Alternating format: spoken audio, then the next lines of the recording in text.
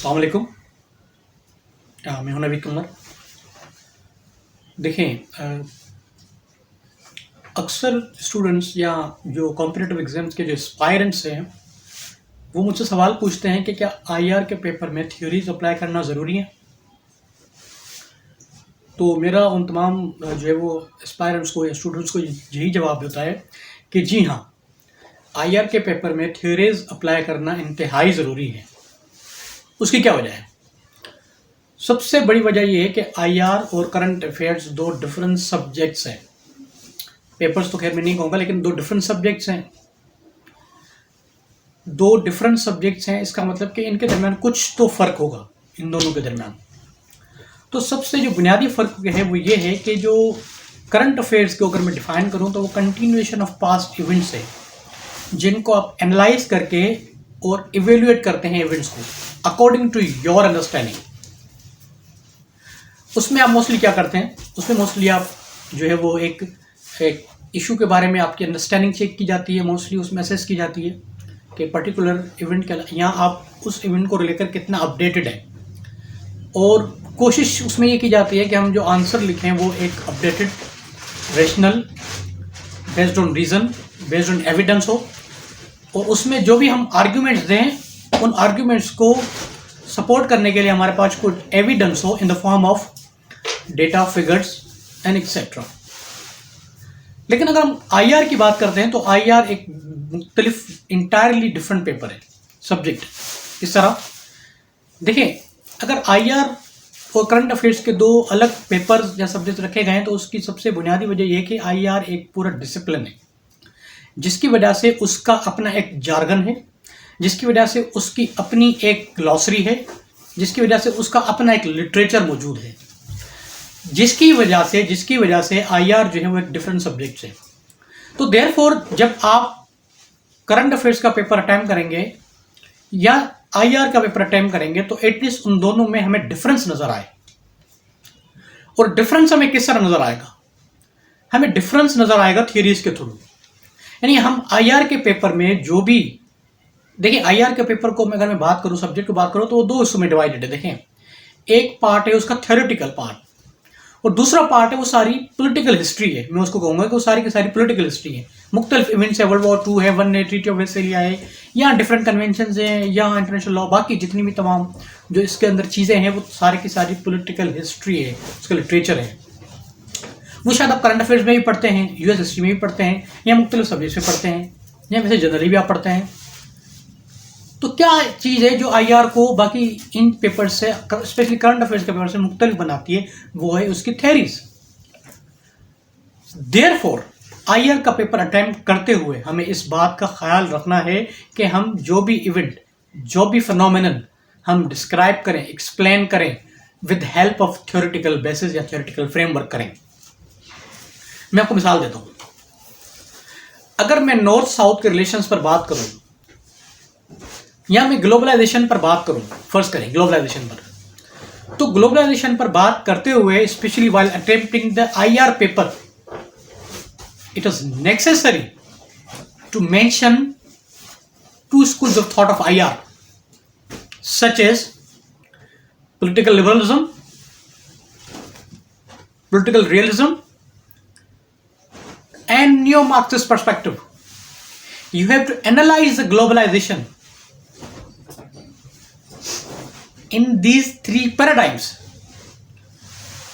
यानी आपको इन तीनों स्कूल्स ऑफ थॉट या थ्योरीज में कहूं कि इनको मद्देनजर रखते हुए उस फिनोमेना को डिस्क्राइब या एक्सप्लेन करना है। इसी तरह से अगर मैं फर्ज करें पाकिस्तान और इंडिया के रिलेशंस पर बात कर रहा हूं तो जाहिर सी बात है वहां पर मैं रियलिज्म थ्योरी को अप्लाई कर सकता हूं, न्यू रियलिज्म की थ्योरी को अप्लाई कर सकता हूं। देखिए, आप उस वक्त तक थ्योरी को अप्लाई नहीं कर सकते जब तक आपकी बेहतर अंडरस्टैंडिंग ना हो थ्योरीज की। तो सबसे पहले आईआर की थ्योरीज को अप्लाई करने के लिए आपको थ्योरीज पर काम करना होगा, उनको अंडरस्टैंड करना होगा, फुल्ली ग्रास्प करना होगा, थॉरली गो थ्रू करना होगा। आपको आईआर की थ्योरीज को बाकायदा टाइम देना होगा, जिसके बाद आप इस अहल होंगे कि उन थ्योरीज को अप्लाई कर सकेंगे। Otherwise you can not apply them in any phenomenon. यानी मैं एक इवेंट को मुख्तलिफ थ्योरेटिकल पर्सपेक्टिव से एक्सप्लेन कर सकता हूँ। मैं पॉलिटिकल लिबरलिज्म का सहारा भी ले सकता हूँ, मैं रियलिज्म के पर्सपेक्टिव में भी, मैं कंस्ट्रक्टिविस्ट, मैं क्रिटिकल थ्योरी, मैं फेमिनिस्ट पर्सपेक्टिव में भी उसको मैं डिफरेंट तरीके से इंटरप्रेट या एक्सप्लेन कर सकता हूँ। मिसाल के तौर पर लाइक वाइज मैं अगर नॉर्थ साउथ रिलेशंस पे बात कर रहा हूँ तो मुझे वहां पर new Marxist perspective and modernisation की थ्योरी देने की जरूरत है।